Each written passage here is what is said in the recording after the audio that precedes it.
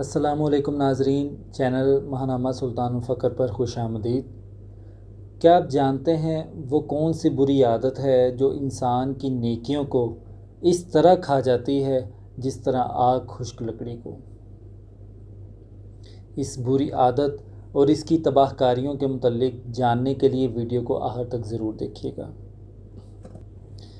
ناظرین، وہ بری عادت، وہ موذی مرض جس میں آج کل ہر کوئی مبتلا ہے، وہ ہے حسد۔ اس کے بارے میں حضور علیہ السلام نے ارشاد فرمایا، حسد نیکیوں کو اس طرح کھا جاتا ہے جس طرح آگ خشک لکڑی کو۔ حسد کی جامع تعریف یوں کی جا سکتی ہے کہ کسی دوسرے شخص کے پاس کوئی نعمت دیکھ کر اس کا زوال چاہنا، یا کسی کو خوش دیکھ کر نفرت محسوس کرنا، یا کسی کو پریشانی اور تکلیف میں دیکھ کر خوش ہونا، یہ سب حسد کے مفہوم میں شامل ہے۔ حسد کرنے والا شخص حاسد کہلاتا ہے۔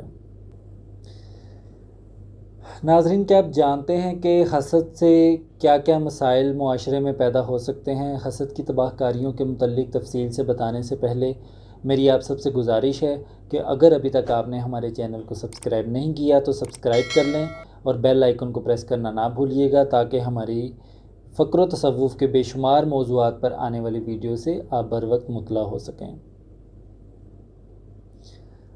حسد کی تباہ کاریوں میں سے جو سب سے پہلی تباہی کہہ لیں آپ، یا پہلا مسئلہ ہے، وہ یہ کہہ لیں کہ حاسد شخص حسد میں مبتلا ہو کر اپنا چین سکون خود ہی برباد کر لیتا ہے۔ اور ناظرین، آپ جانتے ہیں کہ سکون سے بڑی دولت اور کوئی نہیں ہے۔ جیسا کہ میں نے پہلے بتایا کہ حسد نیکیوں کو اس طرح کھا جاتا ہے جس طرح آگ خشک لکڑیوں کو، اس طرح حاسد جو ہے وہ اپنی نیکیوں سے خود ہی ہاتھ دھو بیٹھتا ہے۔ حسد کی وجہ سے انسان اللہ کی ناراضی کا شکار ہو جاتا ہے، کیونکہ وہ اللہ تعالیٰ کی رضا پر، اس کی تقسیم پر راضی نہیں رہتا۔ حسد کا ایک نقصان یہ ہے کہ وہ اس کی وجہ سے دیگر نفسانی امراض جیسا کہ بغض، غیبت، چغلی، کینہ وغیرہ میں مبتلا ہو جاتا ہے۔ حاسد شخص صبر اور شکر گزاری جیسی صفات سے بھی محروم ہو جاتا ہے۔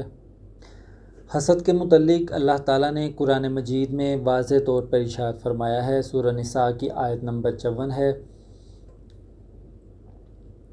اللہ تعالیٰ ارشاد فرماتا ہے، کیا وہ اس چیز سے حسد کرتے ہیں جو ہم نے تمہیں عطا کی؟ بے شک ہم نے ابراہیم کو کتاب اور حکمت عطا کی اور انہیں ایک بڑا ملک عطا کیا۔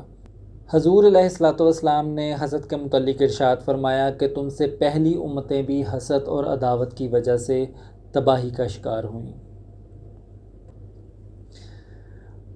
ناظرین، اب میں آپ کو سلطان العارفین حضرت سخی سلطان باہو رحمۃ اللہ علیہ کا ایک قول بتاؤں گا۔ آپ اپنی کتاب محق الفقر کلام میں ارشاد فرماتے ہیں، یاد رکھ کہ جن کے دلوں میں حسد نہیں وہ اہل بہشت ہیں، اور جن کے دلوں میں حسد بھرا ہوا ہے وہ اہل جہنم، اہل دوزخ یا اس سے بھی بدتر آگ کی پرستش کرنے والے ہیں۔ حسد سے بچنے کے حوالے سے حضور علیہ السلام نے ارشاد فرمایا، اگر تمہارے دل میں حسد پیدا ہو تو اپنے ہاتھ کو اور اپنی زبان کو اس پر عمل کرنے سے بچانا۔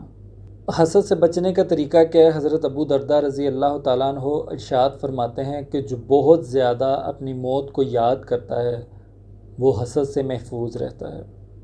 ناظرین، آج ہمارا معاشرہ جو زوال کا شکار ہے اس کی سب سے بڑی وجہ حسد ہے۔